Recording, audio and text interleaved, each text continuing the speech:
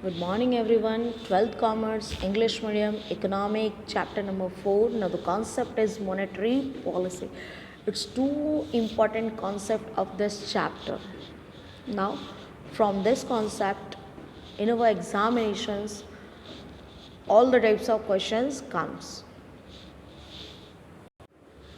In economic theory, monetary policy is the policy which regulates the demand for money and supply of money in the economics. It is essential to regulate these as an imbalance between the demand for money and supply of money can result in inflations and deflations can impact the value of Indian currency and destabilize the economy.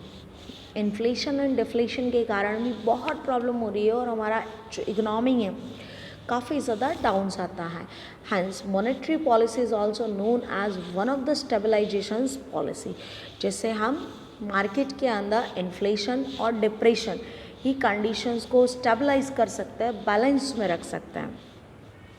In earlier times, the purpose of monetary policy in India was more to regulate the volume of money, value of money and nature of money. In the present time, the monetary policy is used more for credit creations.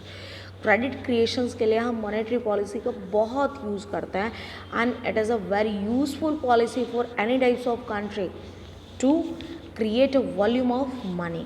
Now, what's the meaning and what's the definitions of monetary policy? Let's see here. First, monetary policy constitutes the conscientious step undertaken by the monetary authority which brings about changes in the stock of money, source and generations of money and the cost of money. Three things: the cost of money, stock of money and source, supply and demand of money. All the concept related to money and monetary, these are undertaken by the government of India and RBI. So that is authority is known as monetary policy. Second point है, तीन definition आपको दे के रखे हैं. Second कहता है the policy which entrust various tools of regulating supply of money in the hand of the apex bank with the purpose of achieving general economic objective. It's called monetary policy. जब RBI सारी के सारी authority अपने हाथ में ले लेती है और मनी के सप्लाई को हैंडल करती है for general public interest, then it is known as monetary policy. And a third is says that in simple terms, the policy undertaken by the apex bank for regulating the supply of money in order to maintain economic stability, keeping into the considerations the process of economic development and interest of public, is called monetary policy. It means what? Whenever the policy undertaken by the apex bank for the supply and demand of money maintained in the market for getting the economic development of the country and interest of the public is called monetary policy. So तीनों में से आपको जो भी better लगे आप कोई भी डेफिनेशन ले सकते. You are free for write any one definition out of 3. Now next point is instrument of the monetary policy. There are two types of instrument, qualitative and quantitative. So first आता है quantitative measures, जिसमें हमारा पहला आएगा bank rate. When commercial bank have shortage of funds, they borrow from RBI. The rate at which RBI lends to the commercial bank for a long term is called the bank rate. When commercial bank have the shortage of funds, जब commercial bank जैसे SBI है या कोई भी bank हो, इसके पास money की shortage होती है तो वो क्या करता है, लॉन्ग टर्म के लिए RBI से लोन लेते हैं. And now the rate of interest of that loan is known as bank rate. If the bank rate increased, commercial bank will borrow less as it is expensive to borrow. अगर bank rate high हो जाता है, in short आपको interest rate ज़्यादा पे करना पड़ेगा और इंटरेस्ट रेट अगर आप ज़्यादा पे करते हैं तो वहाँ पे आप मनी कैसा लोगे, कम लोगे. So borrowing of the commercial bank is too less whenever the bank rate is high or increased. But when they borrow lesser amount at a higher rate, they give lesser amount to loan at a higher rate to the general public.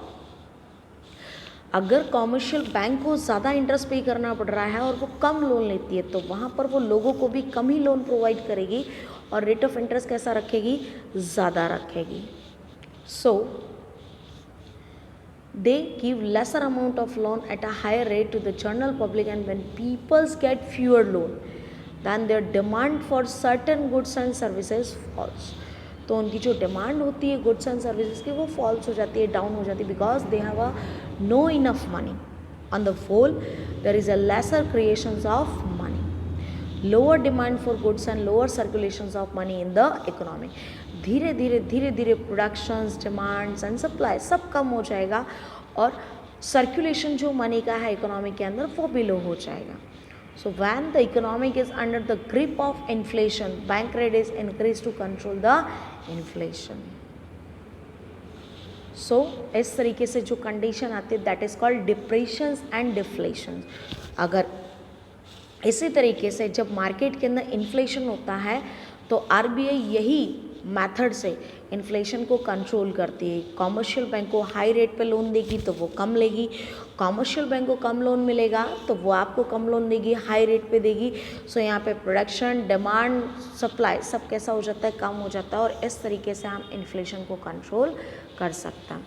Now when the supply of money is higher than demand for money there is a inflation, and hence reducing money supply help in reducing inflation. And if the supply of money is lower than the demand for the money, there are depressions.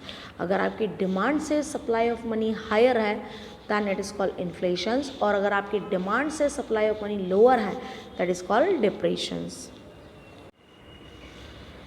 The policy of keeping the bank rate very low is called the cheap money policy, and policy of keeping the bank rate very high is called the dear money policy. In short में जब आप किसी को loan दे रहे हैं वहाँ पे अगर आपका इंटरेस्ट रेट हाई है that is called dear money policy, और जब आपका बैंक रेट कम होता है, इन शॉर्ट में जो इंटरेस्ट रेट होता है वो कम होता है, that is called cheap money policy. तो रेट ऑफ इंटरेस्ट कम हुआ तो cheap money policy, rate of interest high हुआ तो dear money policy. RBI has stopped using bank rate as an instrument to regulate money supply since the last few years. RBI ने bank rate को बंद करके रखा है market में money के सप्लाई को रेगुलेट करने के लिए, and it is a using repo rate, reverse repo rate instead. तो बैंक रेट की जगह पर बैंक क्या यूज़ करती है अभी, repo rate and reverse repo rate, जो हम नेक्स्ट कॉन्सेप्ट में पढ़ेंगे. Bank rate is a rate for long term and hence can not be change in the very short period, while the repo and reverse repo rate can be alert in the very short period, and also thus they help to regulate money supply in the short term. जो bank rate होता है वो long term के लिए होता है, short term के लिए नहीं होता है. बट जो रिवर्स रेपो रेट है वो शॉर्ट टर्म के लिए होता है. तो वहाँ पे हम इंटरचेंज कर सकते हैं as per the conditions of market. अब बारी आती है बैंक रेट क्या थे और क्या है. 1953 में बैंक रेट था 3.5%, यानी कि कॉमर्शियल बैंक अगर आरबीआई से लोन लेती है तो उसको 3.5% इंटरेस्ट पे करना पड़ेगा. 1981 में it's increases and become as 10%. 1991 it is a 12%. Now in 2016 it was 7%. सो आज के लिए इतना ही. Thank you so much.